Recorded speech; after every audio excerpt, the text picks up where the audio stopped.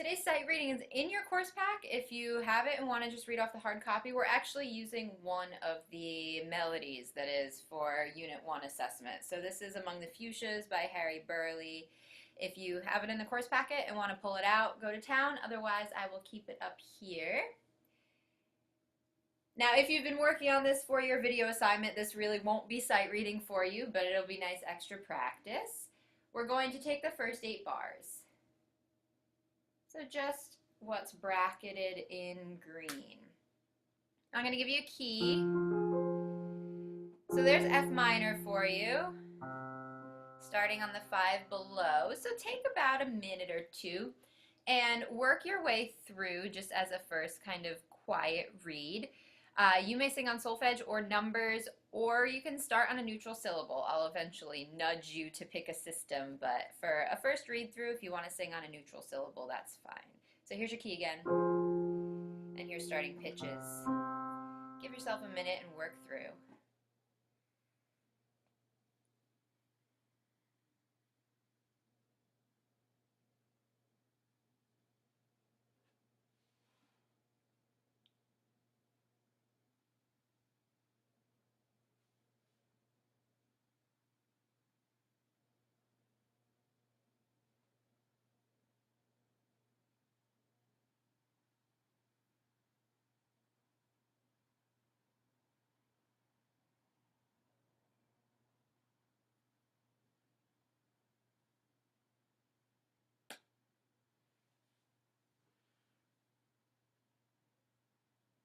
All right, let's take a first pass at it. And then before we go the second time, I'll give you some tips and thoughts, but let's just crash through one time and see how you go. 1 and 2 and 3. Do, fa, fa.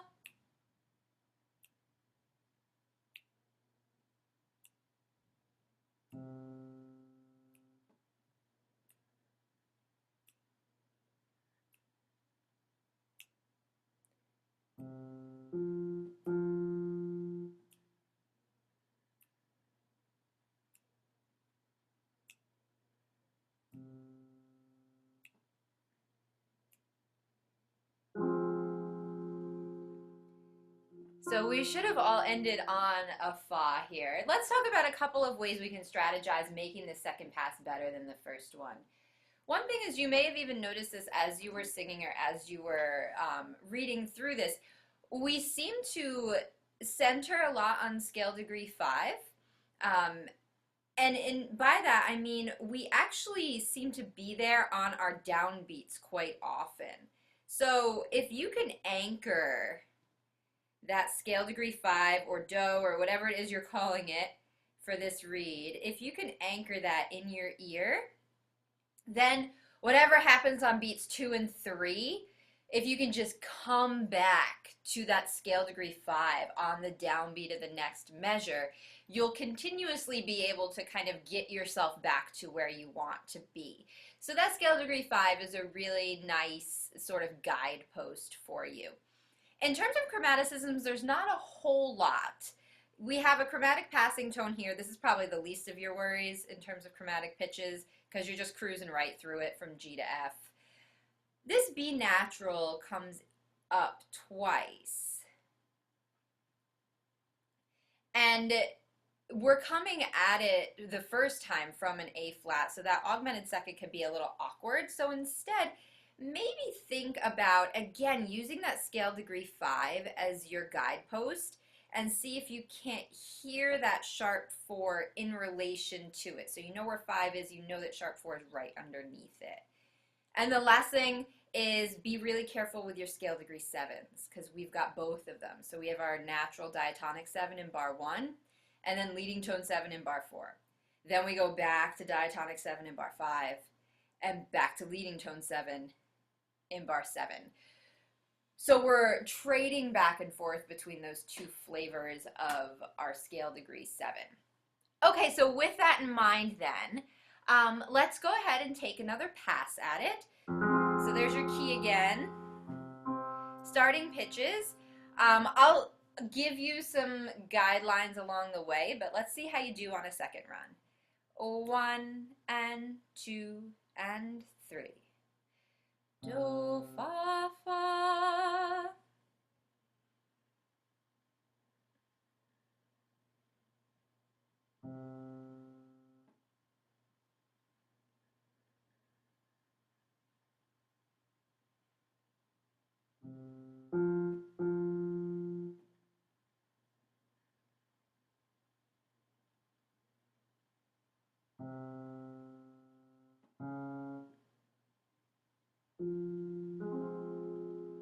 Okay. Let's do it one more time, and this time I'm going to play with you. So I'll play the melody along with you so you can double or triple check what you've done already and see how it went. So here's your key, here's starting pitch for everyone. Last time through, 1 and 2 and 3.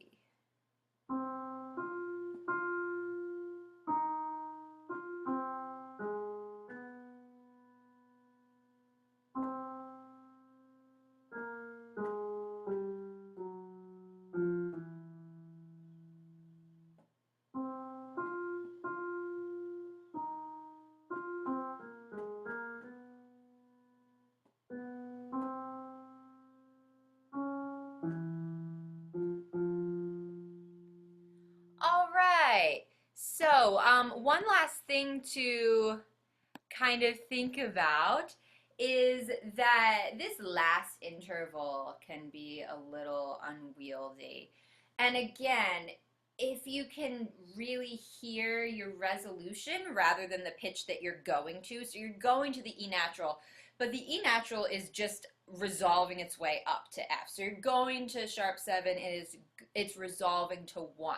So if you can hear the resolution before you hear the actual note that you're headed towards, that can help clean that passage up and clean that interval up. Okay, now we're actually going to spend most of class on this piece in one context or another. I'm going to flip us over to some staff paper to talk a little bit about the collection of pitches that we're dealing with. So I'm going to arbitrarily choose A minor as a key here, and I'm going to spell us out an A minor scale.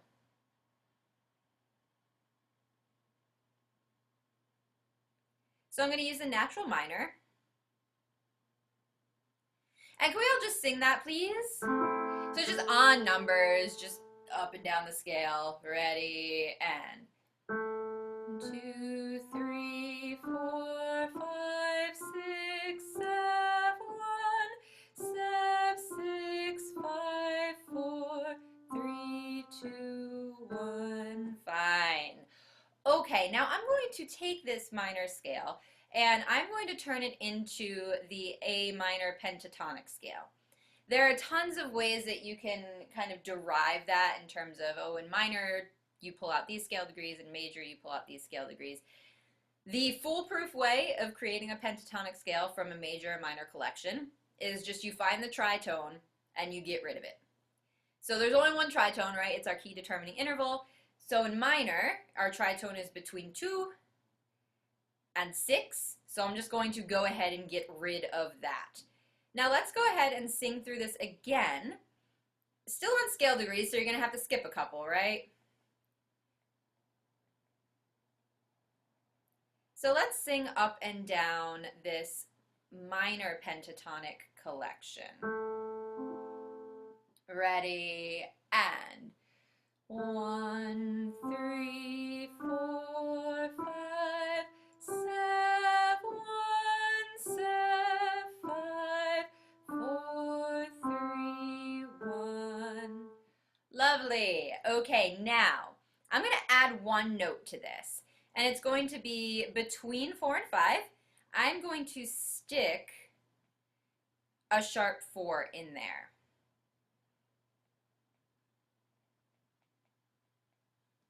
So let's go ahead and sing that. And as you're singing on numbers, I tend to call sharp 4 sure just to delineate in my brain between the two different flavors of 4. You're welcome to still just call it regular 4. It's totally whatever works for you. But let's sing up and down this new collection now.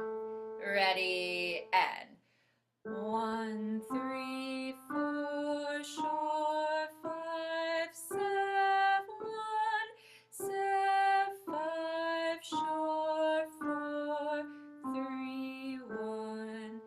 Now, some of you might already recognize that, either from on the page or from listening to it, but what we just created was a blues scale.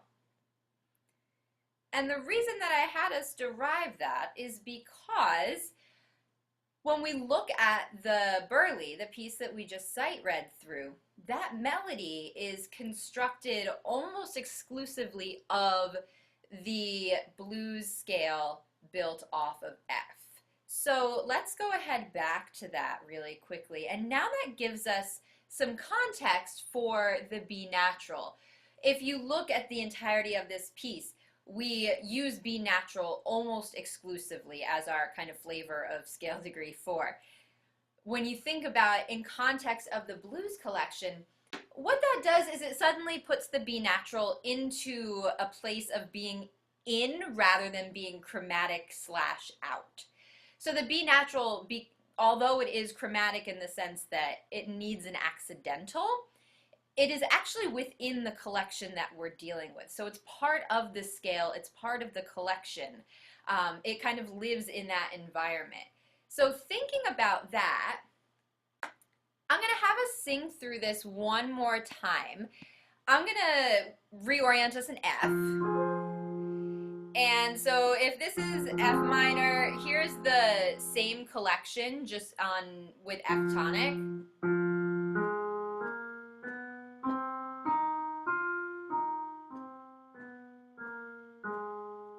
So that's your F blues scale. Now I do want to point one thing out. We see both types of scale degree 7 in this excerpt and throughout the piece. So we see our natural scale degree 7 in the beginnings of the phrases, and that is the scale degree 7 that's part of the blues collection. But we do get this leading tone 7. Every time we get it, though, it is in the context of a dominant harmony. So whenever you see that leading tone 7 in your melody or in the accompaniment, it is in support of a 5 chord. So if you remember from Theory 1, you've got to raise a leading tone to build a proper 5 in minor, and that's what that leading tone 7 is doing every instance that we get it. So in measure 4, it's in the context of a half cadence, and measure 7, it's in the context of a dominant that's leading us towards a pack. So with all of that in mind, let's sing through this one more time. So I'll give you a couple guideposts along the way, but let's see how you do with the knowledge that that B natural is having a slightly different role. So there's your key, starting pitches. If you've been singing on a neutral syllable, try and switch to numbers or solfege for this run. 1 and 2 and 3. Do, fa, fa.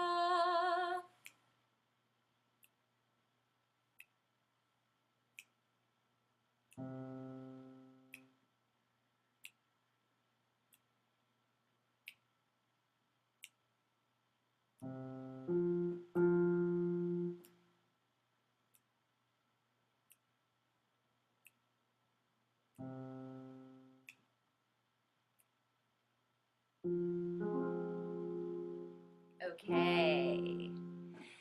Now I want to take a minute and talk about how that B natural lives vertically.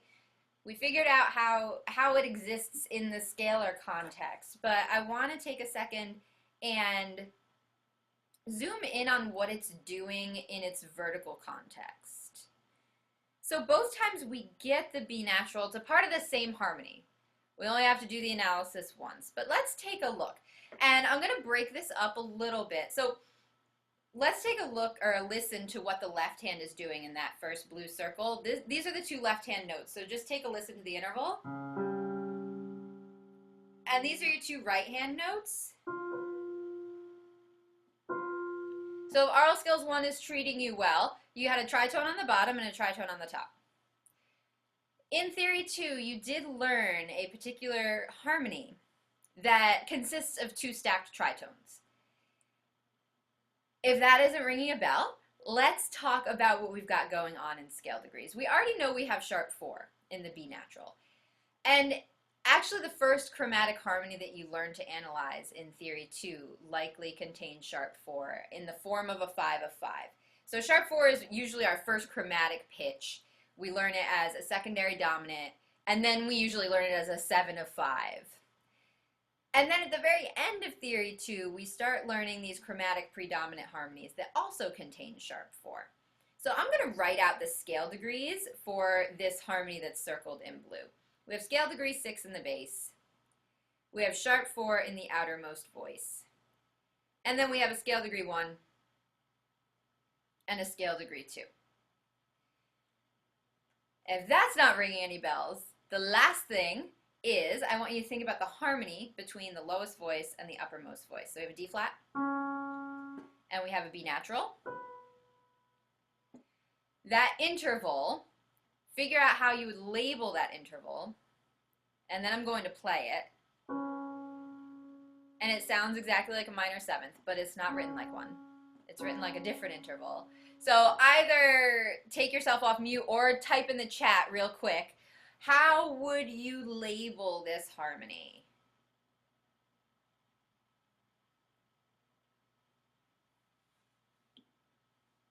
Yeah, Peter, good. So it's an augmented sixth chord.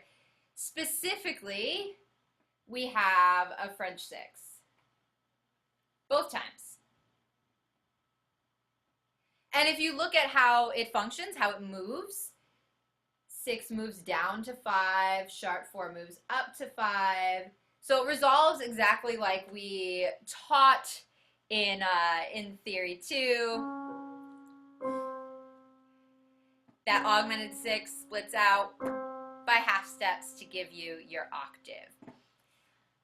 Let's sing through that first phrase one more time, and this time I'm going to play underneath you, just sort of a hack job harmonization underneath, just so that you can really feel. Here's your French 6 with the sharp 4 on top, so you can really feel what this motion feels like as you're kind of living in it. It gives you a new context for that sharp 4. So here's F minor. Here's starting pitches for everyone. And let's just sing through that first phrase through the half cadence so you can feel it. 1 and 2 and 3. Do, fa, fa.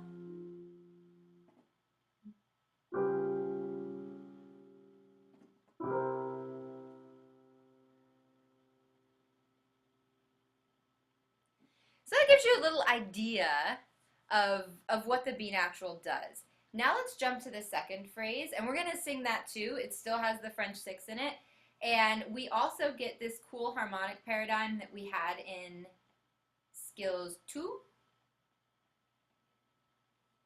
where we have a minor tonic that moves to an inverted natural 7, so the major quality 7 chord, that moves to the relative major. And this 7-6 also supports the natural scale degree 7 that's in the melody.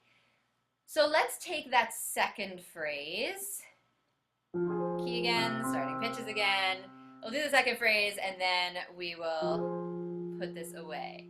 1 and 2 and 3.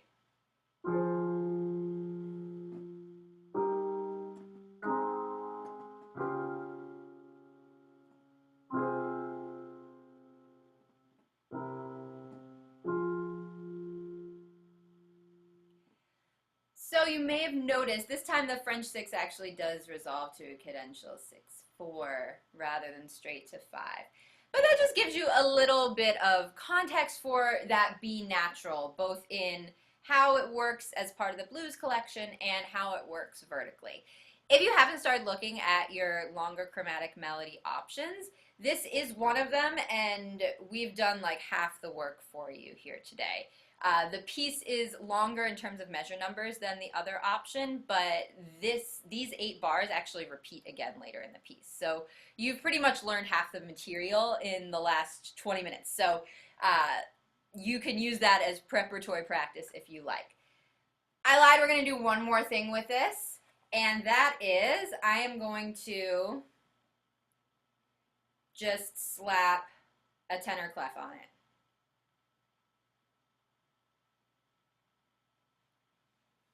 I was looking at Professor Miyake's notes, and her tenor clefs are so pretty. I'm sorry that you get my K on a staff, but hopefully you still know what it means. So if we're looking at this, if you were singing on scale degrees, or even if not, you likely recognize that the melody starts by going 5 to 1. Now, it doesn't matter what clef we're in, the melody's still 5 to 1. So what that means is to find out the transposition, you just need to find out what note that is, and that gives you the key. That's scale degree 1, so that'll give you the key. So if fourth line is Do or C, that top line then gives us Mi. That means we are going to transpose down to E minor. Yes, you could also do an E flat minor. That's fine as well. I just don't want to play an E flat minor. So for range purposes, if you wanted it a little bit lower, that's totally fine. You would not be incorrect. So let's take a nice slow read through the first 4 bars in tenor clef. So you've got tenor clef solfege. And don't forget everything else we talked about. These anchors, these scale degree 5 anchors, still exist. You're just going to use them as solfege anchors now. So you know that when you get to those downbeats, the word C is coming out of your mouth. Whatever happens on beats 2 and 3, if that falls apart, you just know that on the next downbeat for those first 3 measures, you're saying the solfege C and hopefully singing the accompanying B natural.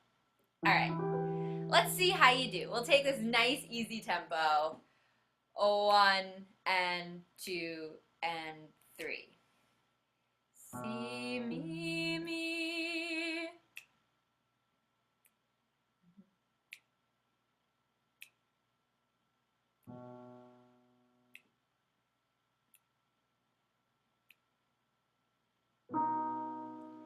So you should have been on this pitch, and hopefully you were calling it Ray.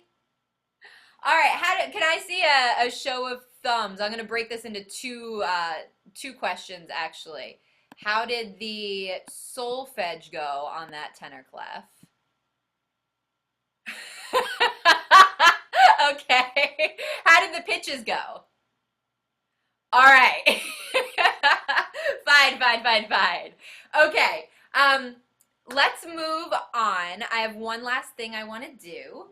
So we're going to jump back to the staff paper, and the Burley was a great segue because we are going to work on singing some augmented 6-chord progressions today.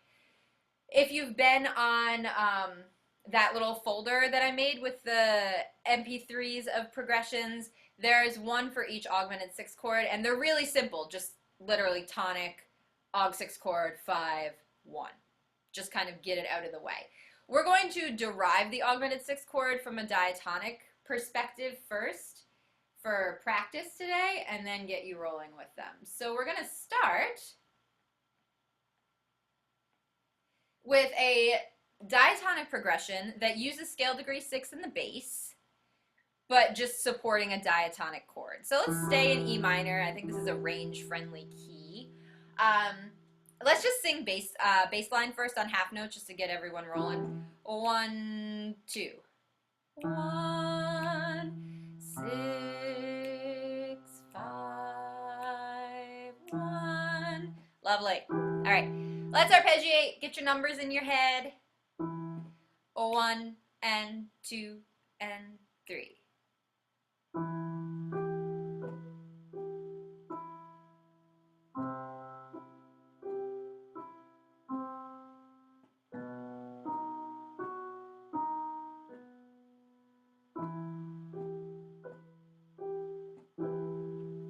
All right, now we are going to add a chord in there. This time we're going to go from 6 to 4, 6, and then 5 to 1, which means you're going to sing 6, 1, 3, and then your bottom 2 pitches stay the same, and you're just going to change the top pitch, 6, 1, 4. So let's give that a go. No bass line, let's jump right into arpeggiating. 1 and 2 and 3.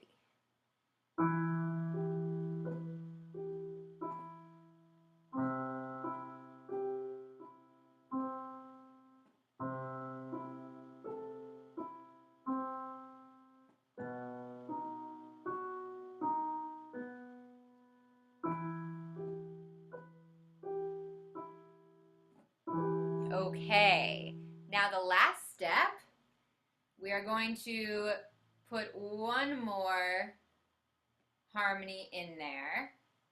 So we're going to go from 6 to 4, 6 to an Italian 6, and then 5, and then 1. So your numbers then, you're going to go 6, 1, 3, 6, 1, 4, and 6, 1, sharp 4. So we're just kind of like slowly creeping that top note of the triad upward from here to here to here. All right, let's try. 1 and 2 and 3.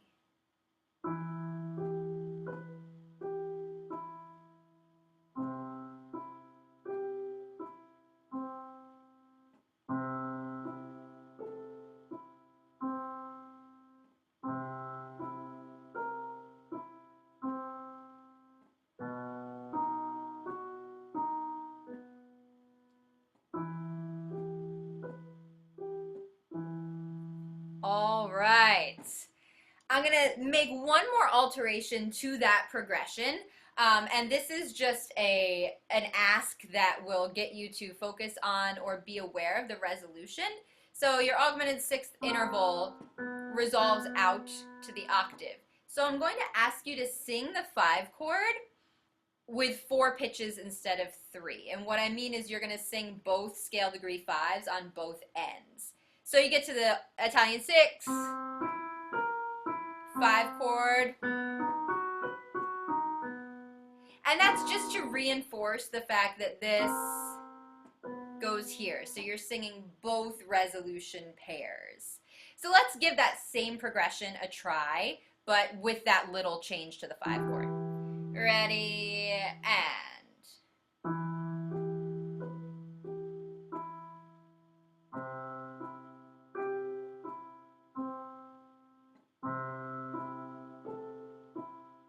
Italian 6.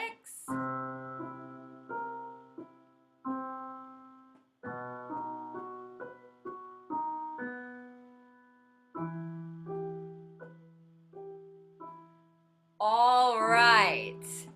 Okay. Now that we've walked you through the this sort of step-by-step way of getting to the augmented 6th chord, now we're going to cut out the middlemen and just go straight there.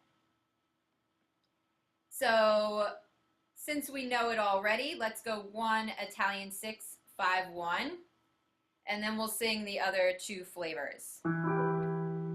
Ready, and...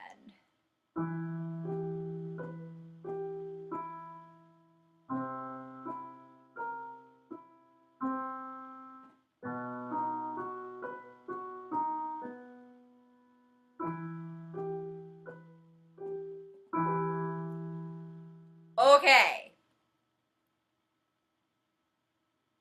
How about we switch over to a French 6? Now, if you're thinking scale degrees, now you're going to have to sing this on triplets, right? Because now we have a 4th note. So, 6 and 1 and sharp 4 remain. In between, we've got a 2. Let's go nice and slow. We'll jump right into the arpeggiation, and we'll see how you do. 1 and 2 and 3.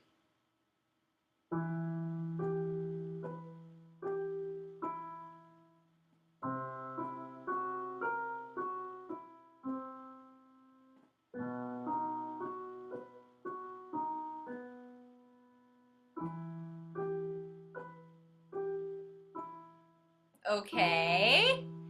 Last one. And if these are not like gelling right now, do not worry about it. This is our first time doing this. We're going to use these for warm-ups for the next several classes until you're nice and comfortable with them.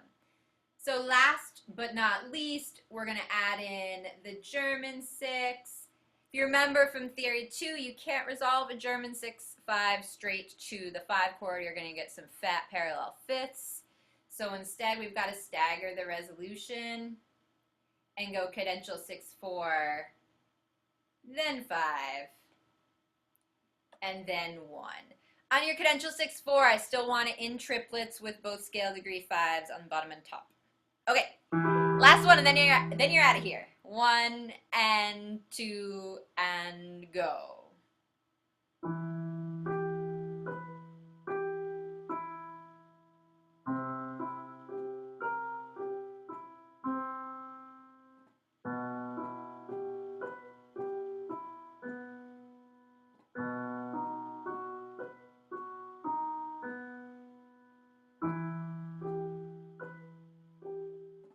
Okay, wonderful. All right, so we will use those as warm-ups, and there are also some practice MP3s and scores in the folder that I linked you to the other day. Really quick last thing, I'm going to put a link in the chat in a second. If you've had me for class before, I usually have you fill out the student info sheet like the first day of class, and I just forgot this semester with everything going on. So I'm giving it to you now. It's just a Google form. You don't have to fill it out right now, but there's the link for you, and I'll post it in the chat on Tuesday too if you've forgotten to do it. Really basic questions, but just things that are important for me to know for the rest of the semester going forward. This Sunday is the softish deadline for your videos. So if you really 100% are sure that you want to use that revision option, have those videos to me by Sunday. Even if you don't want to revise them, maybe just like do one of those 4 things so it's out of your life and you don't have all 4 of them sitting on your shoulders next week. So maybe just like get 1 or 2 out of the way so you don't have to think about them.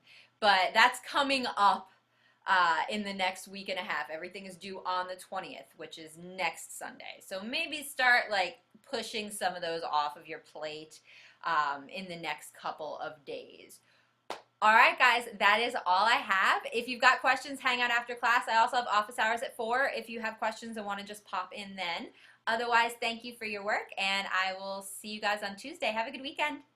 You too. Thank you so much. Have a good weekend. Thanks. Thank you.